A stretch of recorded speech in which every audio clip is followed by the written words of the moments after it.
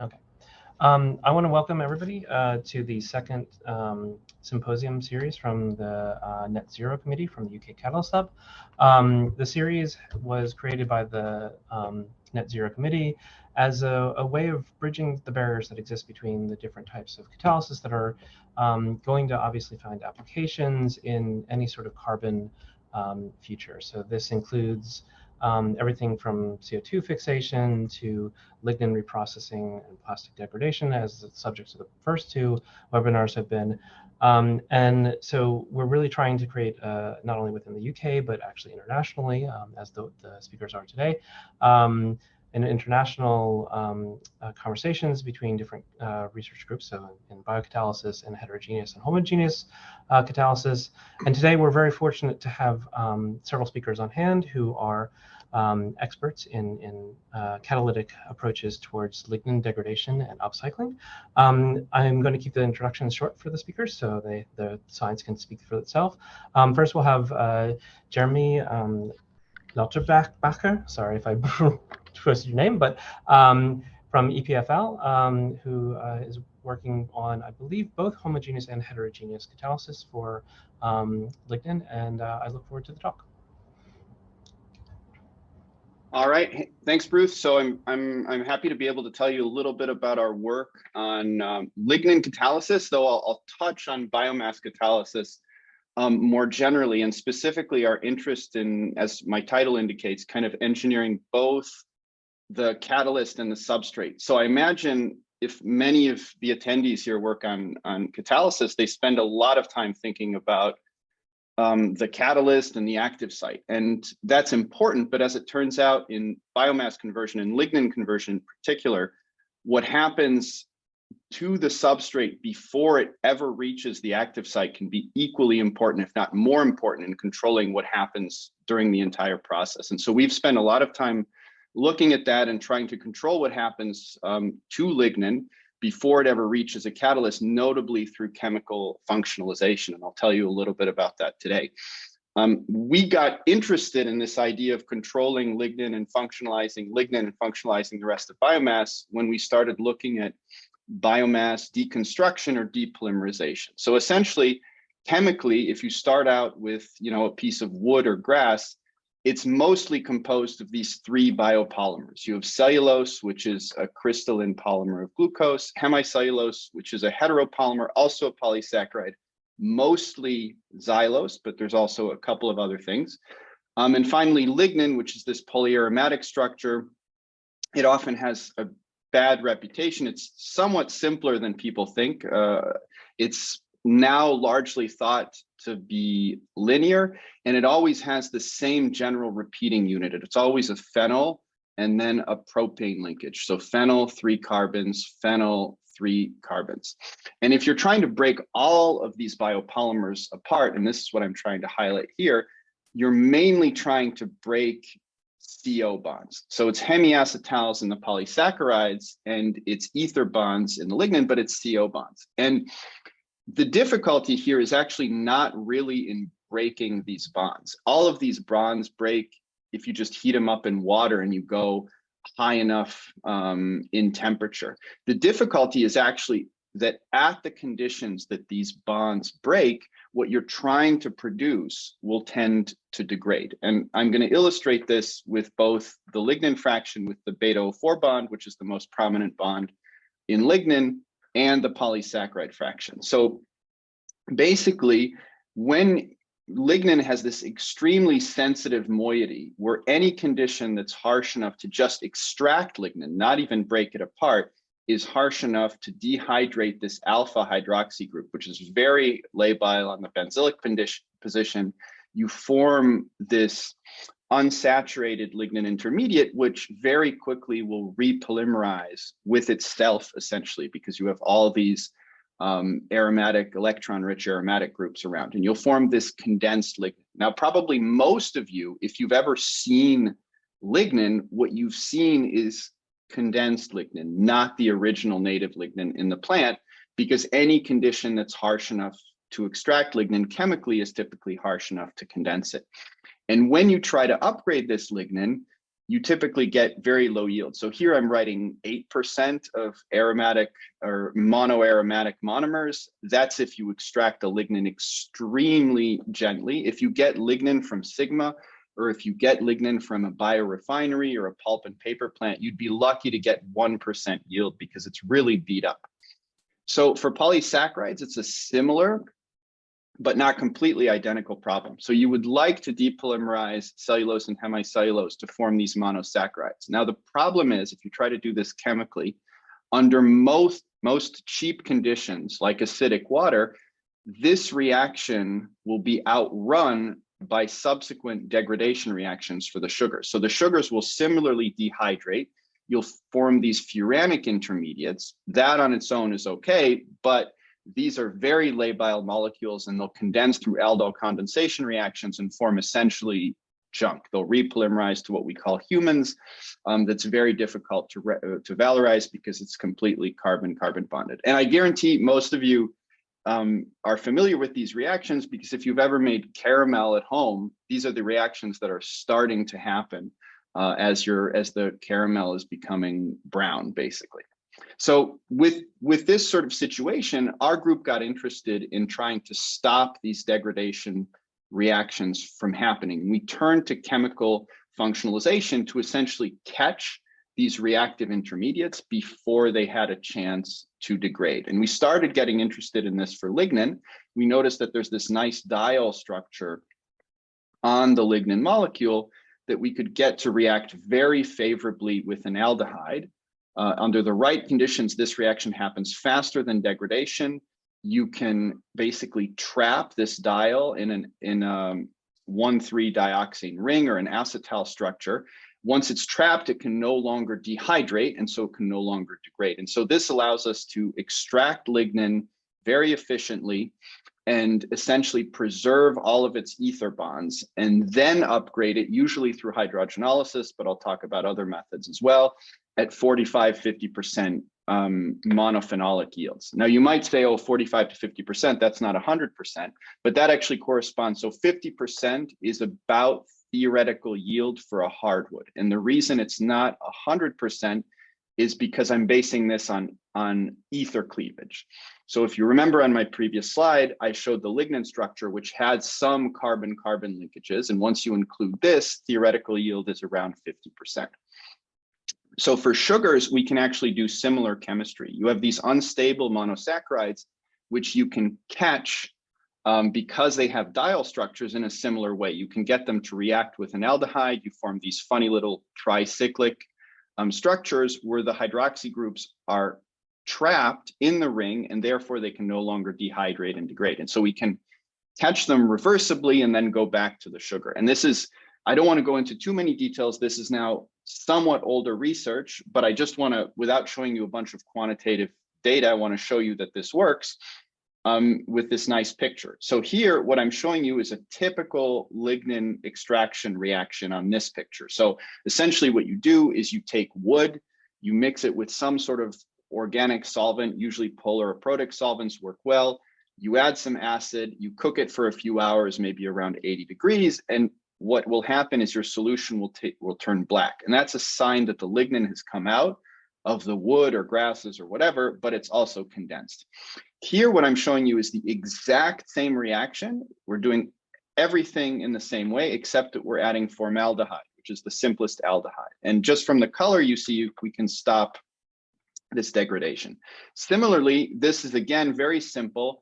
If you just take cellulose and cook it for a few minutes at 180 degrees in a solvent acid mixture, it'll start turning black because these degradation reactions are happening. If you do the exact same reaction, again, you add formaldehyde, the simplest aldehyde, again, just from the color. So we have a lot of quantitative data, but this is a nice illustration of the process. Just from the color you see, you can stop this degradation.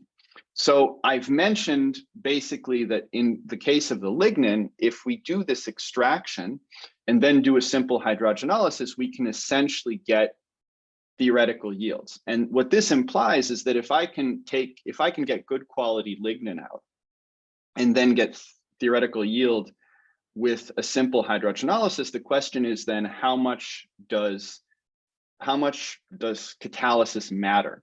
And to answer that question, what we tried to do is extract a bunch of different lignins of various qualities, some using our method, some using simple acid-based extraction. And then we measured the yield of monophenolic molecules after hydrogenalysis. And what we tried to do then is compare these yields of monophenolics to the lignin features that we measured by NMR. Now, doing sort of measuring lignin features by NMR, there's two challenges. One, a lot of the moieties on lignin overlap in the NMR spectrum. And so you have to use 2D NMR, preferably so HSQC or proton carbon NMR works well. Now, the problem with this type of 2D NMR is it's very difficult to get quantitative data. Why? Mainly because the different parts of the polymer will relax in the NMR process at different rates. And specifically, they'll relax between the two pulses of the 2D sequence at different rates, and that will influence the intensity of the peaks. Now, to get around that, what you can do is an experiment that's called HSQC0. This was originally developed for peptides, so we didn't develop this essentially, but we repurposed it for lignin. So the idea here is that you take 3 different HSQCs using different relaxation times, and you extrapolate the volumes of interest. You extrapolate to a fictional volume that would have occurred at a relaxation time of 0. By doing this, you eliminate the effect of relaxation time, so you now have a spectra that you can compare quantitatively. So you can add an internal standard and do a typical yield calculation like you would do with 1D NMR. And so once we had done this, we came up with a very simple model. We said 1 CO bond should give us 1 product. And that was our prediction, and we compared that to the result. And this was the correlation we got. And so I want to emphasize there's 0 data fitting going on here, right? This is our prediction, and this is the experimental result, and they all fell on this line. So what this tells me is catalysis, in this case, simple catalysis just with ruthenium on carbon, is doing very little. Essentially, if you have good lignin, you'll get good results. If you have bad lignin, you'll get bad results. So I'm giving a talk to the UK Catalysis Hub, and I'm 3 minutes in or whatever, and I just told you that catalysis doesn't matter. So that doesn't sound so good. But there's still a lot of things we can influence with catalysis, and we can play very nicely on the interplay between the functionalization and the catalyst. And you'll see there's a lot of challenges to solve, and that's what I'll talk about. But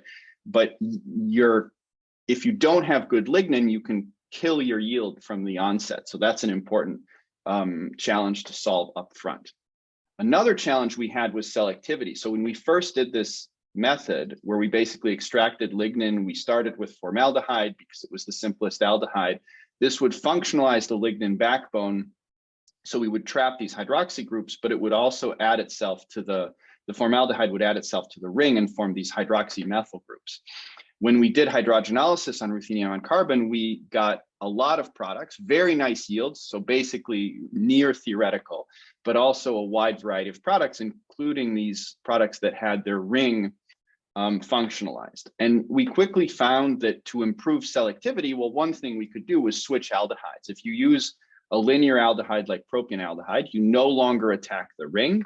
You functionalize the backbone. You can then switch catalyst. If you switch to something like palladium, which is less oxophilic, you will no longer remove the terminal alcohol. You'll cut down on CC cleavage, and you can push basically the entire product distribution to these 2 guaiacyl and syringyl propanol products. And 2 products, if you're working with a hardwood, is the best you can do because the syringyl moiety or the guaiacyl moiety is already present on the lignin backbone. So unless you defunctionalize, and we'll talk about that in a minute, you're going to get at least 2 products. It's kind of the best you can do.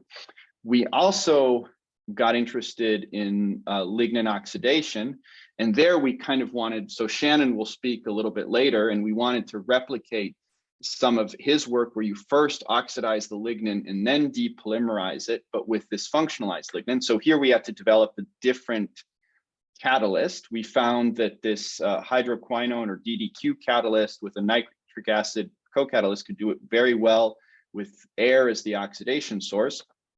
We could oxidize both defunctionalize and oxidize the backbone, and again push the product using the formic acid formate system that Shannon's group had developed. We could push it to very high selectivities to these two diketone products. And it's actually interesting that we could get very high selectivity. This is uncommon in oxidation reactions, at least using this method. And these are exactly the products that are predicted when you use model compounds. And again, Shannon had shown this at the time. And so what this tells us is that we're really doing a good job with this functionalization of preserving the lignin backbone, because typically if you don't preserve it, if you don't have it functionalized and protected until the very last minute at which you oxidize, it gets destroyed quite a bit and you get many more products. So this was a nice feature of showing that you could control selectivity by playing both with the lignin and the catalysis. Another thing we got interested in is continuous processing, because this lignin is lignin you can essentially extract from plant matter, you can isolate, separate, and then you get it as a powder and you can redissolve it later and convert it at very high yields. And so we thought this is the perfect substrate to do continuous processing. So we dissolved it in a solvent and ran it over a continuous reactor in the presence of hydrogen over nickel on carbon. The idea was to use a cheap catalyst. And the first results we got looked like this. So we thought, fantastic, we're still getting our near 50% yield, very close to the batch, and things look stable, right? But this is a crowd who presumably does heterogeneous catalysis, and you'll immediately notice that I'm sort of cheating here, because essentially what I'm doing is I'm running at the lignin equivalent of full conversion, meaning I very well might have excess catalyst that might be hiding my deactivation. And in fact, if I increase my weight hourly space velocity, so that means I'm processing more lignin per catalyst per time, I quickly hit the limit of my catalyst and see that in fact, yes, I'm deactivating, and I'm deactivating from the very start, unsurprisingly. And when we investigate this, we see that the deactivation is due to some form of repolymerization of the lignin. This can be removed to a certain extent through a regeneration by re-reducing the catalyst, but a lot of sintering is happening. Interestingly, we don't see leaching. So if you're familiar with the very nice work of Greg Beckham and Yuri Roman, so at NREL and MIT, they've collaborated on doing lignin conversion in flow using whole biomass extracts, and they see a ton of leaching, presumably because whole biomass extracts has a lot of organic acids. By purifying the lignin, we at least eliminate that problem, but we do not eliminate the leaching. And so we've gotten interested in a whole number of ways to try to prevent sintering, the irreversible deactivation part during lignin hydrogenolysis. And a lot of the techniques we've developed involve sort of mimicking processes that we've seen successfully applied with atomic layer deposition, but we were interested in depositing metal oxides in solution to kind of protect these catalysts and prevent their sintering. So why are we interested in doing this in solution as opposed to traditional gas phase catalysis? Well, in solution, when you're coating particles and powders, which catalysts usually are and have high surface areas, you can use the viscosity of the solvent to disperse these.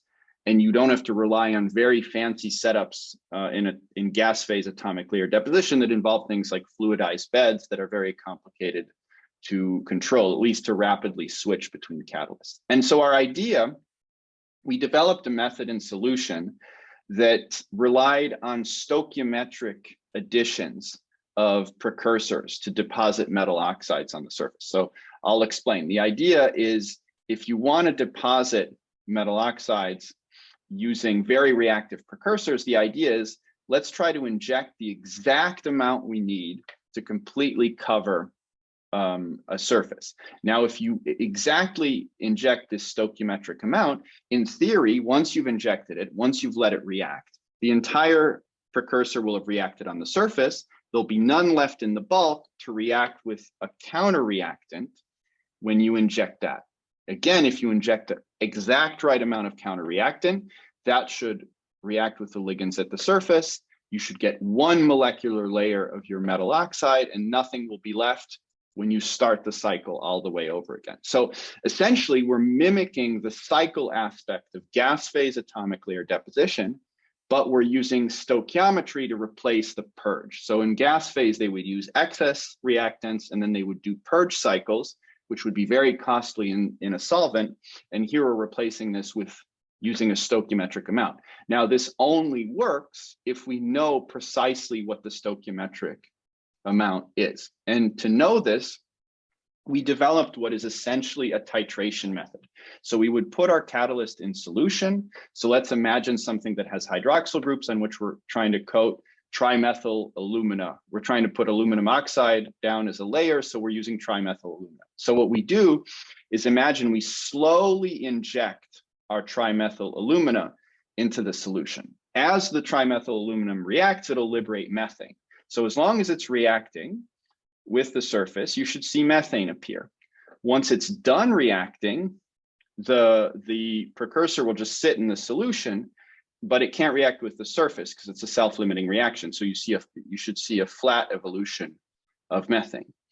You do this once, you start over, inject this stoichiometric amount, and then you do the same thing for the water, the counter-reactant. You inject water, as long as there's ligand groups at the surface, they should react, liberate methane. Once they're done reacting, you should see this inversion in the slope. So this is the cartoon. This is the actual data. So this works quite nicely, and we can essentially get our stoichiometric coverage. It's a bit cumbersome. So as you're doing your cycles for your material, you have to titrate each half cycle that you want to do.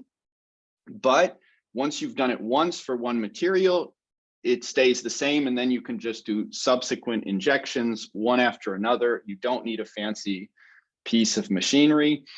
The first thing we wanted to do was to show that this system could mimic the sort of fancier, more expensive gas phase atomic layer deposition where you need, so we did this with a fluidized bed. This is just alumina that we're depositing on silica spheres to kind of see what's going on. We did this with a fancy fluidized bed reactor in gas phase. This is sort of the state of the art, costs €500,000 to buy one of these pieces of equipment.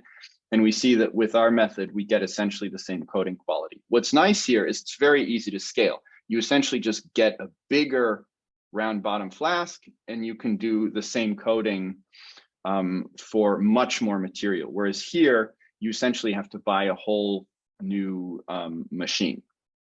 We showed that we could do this on basic substrates, on high surface area substrates.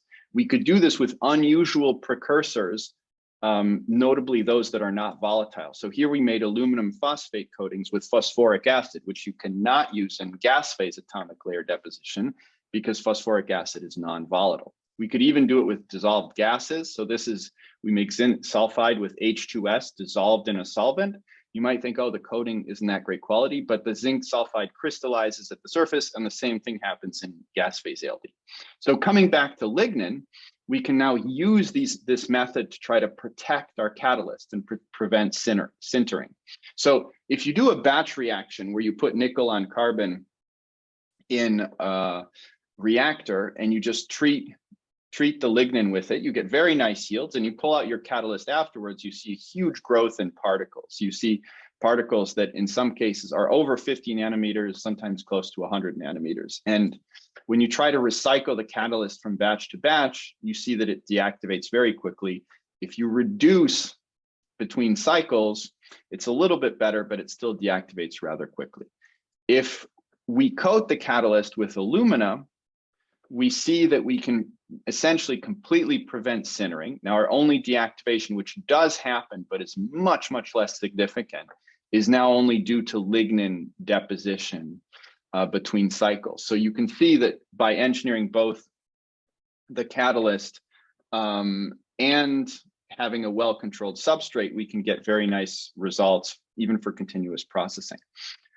Another aspect that we were interested in is better controlling the product distribution. And specifically, we were interested in taking this product mixture and trying to further convert it with electrons. And this was a nice collaboration that we had with Ted Sargent and Zhao's group at Shenzhen. And the idea here was to use electrons because you can do milder conditions, and also you can get selectivities that you never see with thermal catalysis. And I'll illustrate this. So here are the ideas. We had a bipolar membrane. We had an iridium catalyst on the oxygen evolution side, and our lignin derived substrates on the hydrogen evolution side, and we're trying to convert them. And we looked specifically for a catalyst that could tune the selectivity. And here, Zhao's group did nice computational screening of catalysts. And what we were trying to do was to hydrogenate the ring and then control at the same time, control the demethoxylation very precisely. And essentially the screening that they did was looking at guaiacol adsorption energy, so the adsorption of this ring, as a proxy for hydrogenation. So it was looking for hydrogenation activity. So it was looking for high adsorption energy of guaiacol, but a bond length of the methoxy group that was not too long. And this was being looked for as a proxy for cleaving these bonds. And essentially they settled on an alloy of platinum, rhenium, gold that had good guaiacol adsorption energy, but did not seem to activate the methoxy group too much. And very interestingly, with this, we were able to take a mixture of these two products and partially demethoxylate one of them to push it to 71% yield, decent Faradaic efficiencies to a single product, which is quite interesting because nature inherently gives you a mixture, and it's very hard to get this funneling in thermal catalysis. So this was sort of an interesting result. One thing my group was also interested in is saying, can we use the R group that we can functionalize lignin with through this acetal formation to control lignin properties? And to do this, my postdoc Graham looked at a whole series of functional groups on the aldehyde and the effect just on solubility in solvents. And I'll just show you the extremes. So if you use something like dodecanal, you can install a very hydrophobic group on the lignin and make a lignin that's soluble in toluene. On the other end of the spectrum, you can functionalize it with glyoxylic acid, make the sodium salt, and make a lignin that's soluble in water. And at the same time, it's lignin that has largely retained its capabilities to be upgraded. And so, for example, we could take this lignin that's soluble in water, you see a picture here, and do the same hydrogenolysis reaction, but this time in water, which is a much greener solvent. And interestingly, we get completely different product distributions. We largely get these cyclohexanol product mixtures at somewhat lower yield, about half the yield. This isn't completely surprising because lignin degradation is greatly enhanced in water. So as we're converting it, we're also degrading it. And the reason we think we're getting completely different product distributions is unlike when you use a polar solvent, a polar organic solvent, water does not compete as strongly for adsorption sites on the ruthenium, and therefore those sites are free to do further reactions, notably deoxygenation reactions and hydrogenation reactions. And so we can push toward these cyclohexanol products.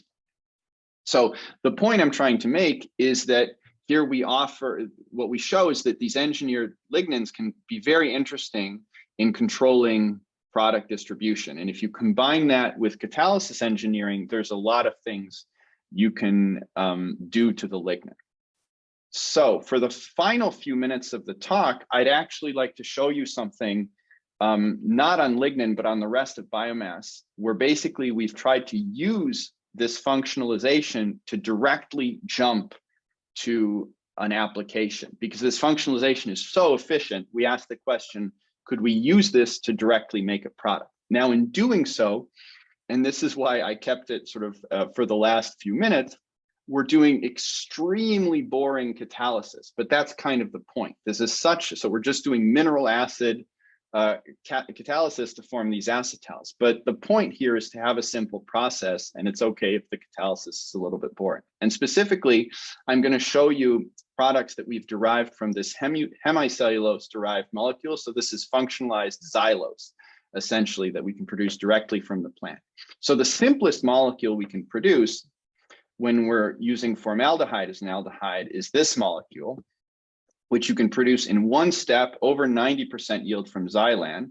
And it's a polar aprotic molecule. So what we thought is, can we use this as a polar aprotic solvent? And so we tested it as a solvent in several probe reactions that were interesting for the pharmaceutical industry. So this is the Menschutken reaction, an alkylation reaction. This is the Heck reaction, a cross-coupling reaction. And in both cases, we saw that the rates in this solvent correlated really well with its solvent polarity. And this was good because the polarity is very similar to solvents like DMF, NMP, DMSO, which are reprotoxic and fossil-based. And the industry is very eager to get rid of those solvents. And our solvent is not reprotoxic. So we've done those tests already. So we've now scaled up its production, and we have a very nice collaboration with one of the big Swiss pharmaceutical groups. I'm not sure. I'm not to say which one, but you can probably guess with a little bit of Googling. Another application I'd like to share with you is using this functionalization technique to make polyester replacements. And to illustrate the context of this, I'll illustrate how today we make polyester, probably the most famous polyester from biomass, which is PET. So for example, you can make an indirect replacement for terephthalic acid. So not the same molecule you use today, but a pretty good replacement, which is FDCA from plant matter. And to do this, you first have to produce glucose, isomerize it to fructose, make 5-HMF, and do a double oxidation to FDCA. Avantium has a process that's, to my knowledge, still largely from edible sugars that goes through methyl HMF. I know there's also a process through chloro-HMF, but the point I'm trying to make here is that is largely the same. It's not that different in terms of complexity. You can also go to actual terephthalic acid, so the molecule that's in PET today. To do this, you have to hydrogenate HMF, do a cycloaddition to produce paraxylene, double oxidation to terephthalic acid. The general point I'm trying to make here is it's complicated. There's a lot of steps, a lot of catalysis. You have to do purification between these steps. And all of this increases costs and lowers sustainability. The idea instead here would be to use glyoxylic acid, which is a molecule that you can produce biologically or from something like ethylene glycol. So it's very easy to make bio-based. And essentially, if we can just functionalize xylose again, we would get this molecule, which initially to us looked like, okay, we have a rigid core and a diacid. This looks a bit like terephthalic acid or FDCA. So if we could do this, we could produce a whole new set of polyester precursors from plants in a single step. And so does this work? And the answer is yes, it works extremely well. So, and if you remember one part from this part of the talk, one message from this part of the talk, it should be this is incredibly easy to do. So you essentially take xylose, you mix it with glyoxylic acid, a little bit of sulfuric acid, you don't add a solvent, you just drive off the water at about 80, 90 degrees, and you can push this essentially quantitatively to this diacid. You do an esterification, which we do to ease separation. We distill it off, recrystallize it, and polymerize it with the dial. All of these steps are essentially quantitative. If you start from wood or grasses, again, very easy. You take wood, glyoxylic acid, sulfuric acid, nothing else. You can push the reaction 83% yield from the xylan fraction in wood. If you do it this way, you get fairly bad lignin. If you do it with a solvent, you can kind of optimize or at least see a trade-off. You can get better lignin, slightly worse yields, and now we're trying to see if we can find conditions. So this was our initial optimization. Now we're trying to do fancier things to see if we can optimize both at the same time. There seems, at least in our early optimization, there was a bit of a trade-off, which we're working on. When we did the polymerization, I can happy to answer questions about the properties, but I wanted to just show you that we can make very nice plastics. This is what we pull out of our polymerization reactor. If you've ever tried to make plastics from plants, you'll notice that it's not usually easy to make them clear. And the fact that they're clear here is a sign of how easy the process is to do. We can do processing. We've injected molded them into dog bones, which have excellent mechanical properties. We've made films for packaging. We did 3D printing of the material. We've gotten better at 3D printing over the last few months, and we even 3D printed this leaf, which nicely made it on the cover of Nature Chemistry. This was last September. And so this material actually had quite interesting properties, but initially we got interested in it because it was incredibly easy to produce. And it's not entirely by accident that this is the case, because if you look at the polymer that we made, the sugar is still there. We've essentially just built a polymer around it, but we haven't modified the sugar. And this makes it incredibly easy to make because we're minimizing transformation steps. And I think what's exciting to us about this approach is we think this makes more sense than taking plant material and kind of dragging plant chemistry all the way over to petroleum chemistry. Instead, I think we should reinvent new chemistry that's more tailored to what we're starting with, and thereby is sort of an inherently greener conversion process. And this concept is something we're quite excited about and trying to expand to both sugars and lignin to make products using simple functionalization. So with that, that's the end of my talk. I'd like to acknowledge some of my early postdocs that started or continued the lignin work in our group. I showed you a lot of their data here. Wu did a lot of the work on selectively depolymerizing lignin. Graham did a lot of the functionalization control work. As I said, we collaborated with Ted Sargent and Wei Zhao on the electrocatalysis work, and some of the lignin work is being continued by Jean. Lorenz did a lot of the polymer work. Stefania worked on lignin functionalization as well.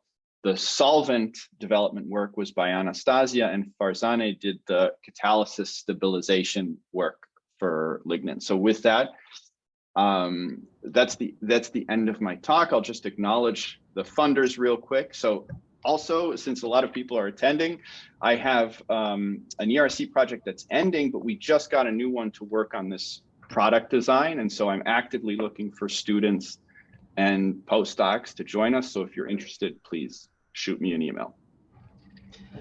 That was great, Jeremy. Thanks.